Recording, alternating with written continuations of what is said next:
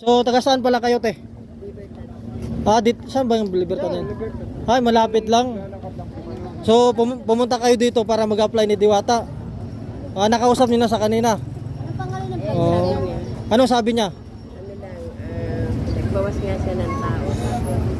Siyempre, wala na kayong magagawa. Syempre, te, di kasi katulad dati na kalakasan talaga ni Diwata eh.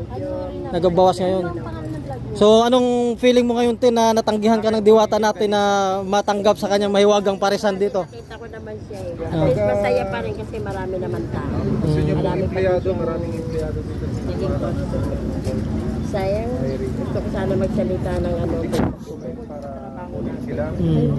Ay, pare na lang tayo, te. Magdasal na lang tayo na lumakas ulit yung parisan ni Diwata para mas madami yung ano, yung mahir na empleyado. Kasama po kayo, te? Ni, si ano, Whitey Man PH. Whitey Man PH po. Wait, sige. Yan, shoutout pala kay ate. Kasama ni ating nag-apply dito kay Diwata na hindi na-hire. Yan, salamat pa sa support ya. Ay, hindi kayo kasama nag-apply, nasamahan nyo lang? Free accommodation lahat, passport. Narinig niyo mga ganyan. Eric Fruit Company, free lahat. Passport, accommodation. Hindi, free, babayaran kayo. Kapalis na kayo. Pupunta Dubai. Mag-abroad kayo, te? Kasi meron akong higit. Ay, ex-abroad. Si ate, ex-abroad na rin to, di ba? Wala, dito lang ako kasi. Mag-apply ka sana. Sayang, no? Wala eh. Viral tayo. Kasi Hindi ano, sumildo, hanapin natin hindi nag-hiring si Diwata. Kaya ngayon malungkot yung ate natin. mga video. Ang ano niya ngayon, wala siyang pamasahe. Yan po, binigyan niyo yung isang empleyado Kuya, dito eh.